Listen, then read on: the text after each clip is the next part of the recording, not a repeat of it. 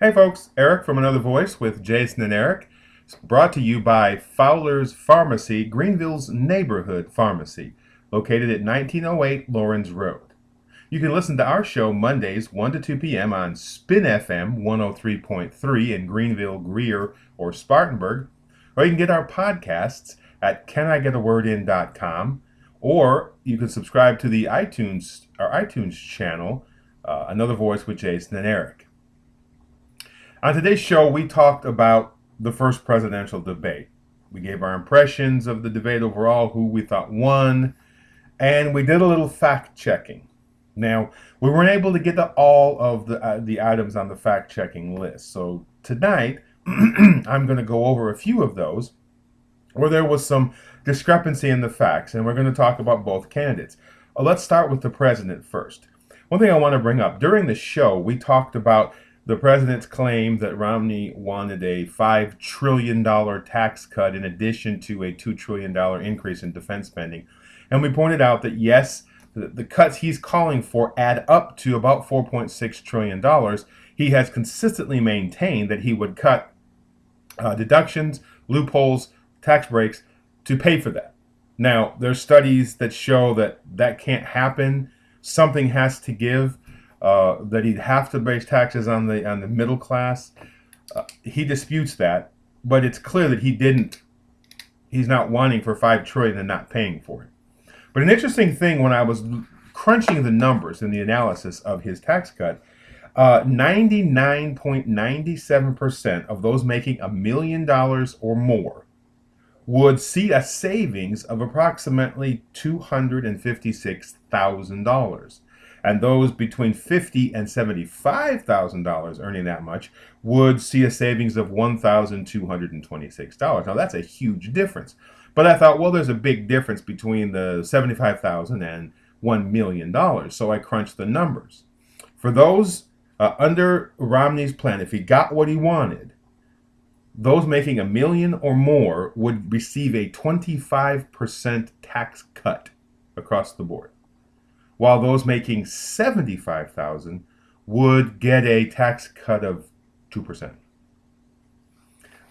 It's the middle class. I'm not sure it's the best answer there. I know job creators, they give them a bigger break. They'll invest in more jobs, although we haven't seen that over the last 10 years. But let's move on.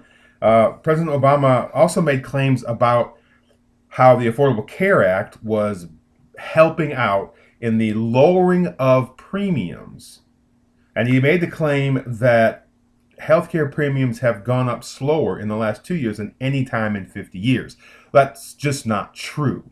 The healthcare costs have gone up slower in the last 2 years than any other time. Premiums have been fluctuating, going up, going down. And it's not certain that the Affordable Care Act is the reason for this change, the healthcare cost, slowing the rise of healthcare cost. There's the recession. Now, one of the reasons why they are saying that the Affordable Care Act wasn't necessarily the factor in it is that it's not fully implemented. I'm sure it played a part, but he was incorrect on the premiums and the attachment of Affordable Health Care Act to this.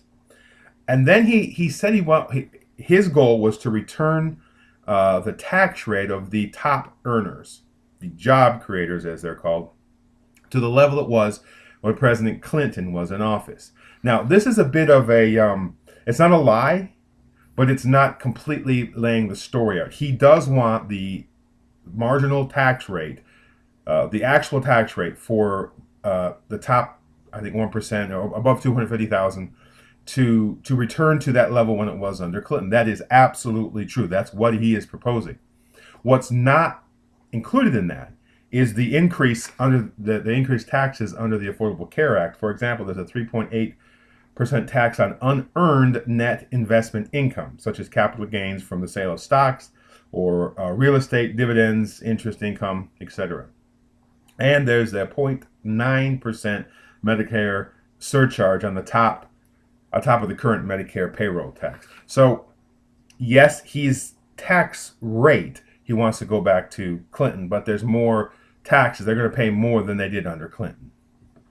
So those are kind of some of the ones that the president was inaccurate about.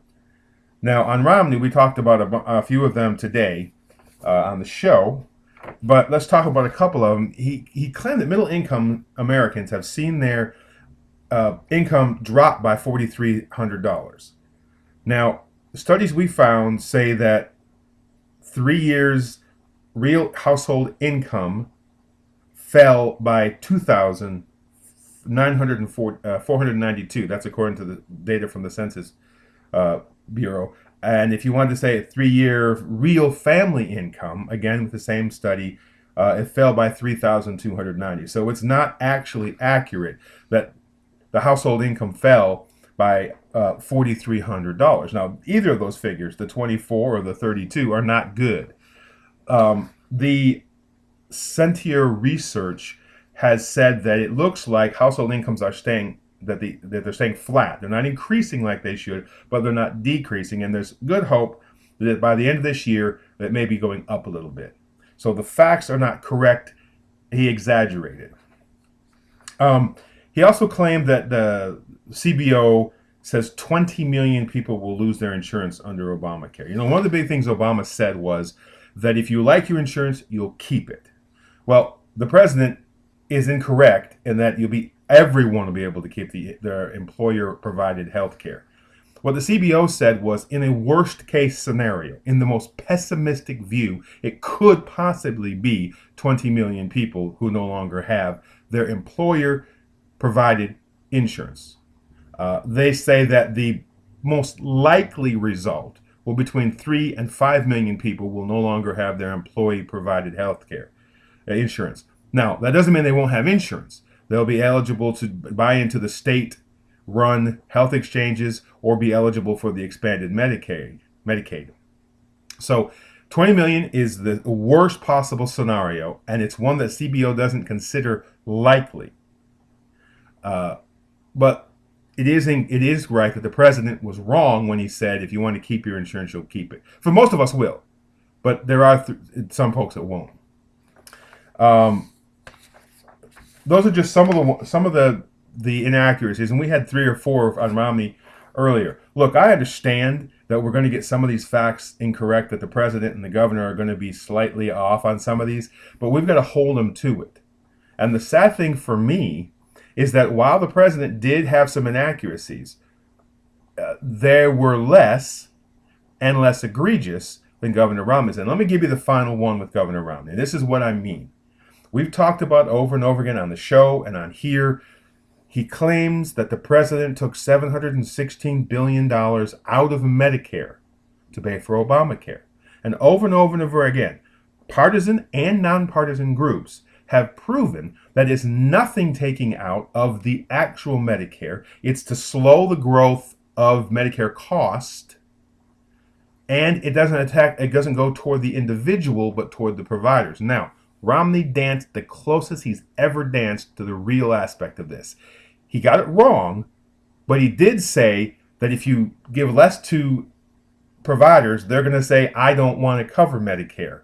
And that means that the person who's on Medicare will have less choices to be able to get their medical care. That is true. But he continued to say it was taken out of Medicare. He continued to ignore one key factor. His own running mate's plan called for the same kind of reduction in the growth of Medicare. It's a good thing, according to the analysis. So keep the politicians honest. Don't buy what they say on face value. Look at the details. Do the research. Because it's important to know what they are saying. Don't forget, October 22nd, from 6 to 8 p.m. at the University Center Auditorium in McAllister Square here in Greenville, we're having the 2012 Vote Informed Candidate Forum. We invited all the candidates on the Greenville ballot, and many of them will show up. They'll be able to speak for 3 or 5 minutes about what they want you to know, why you should vote for them. And afterwards, you'll be able to mingle with them and ask them specific questions. It's October 22nd, 6 to 8 p.m. And also, mark on your calendar October 27th, Personal Defense Outfitter is going to have their grand opening of their store in Travelers Rest, 12 South Main Street. All right. We will look to talk to you again in the near future, and keep those politicians honest.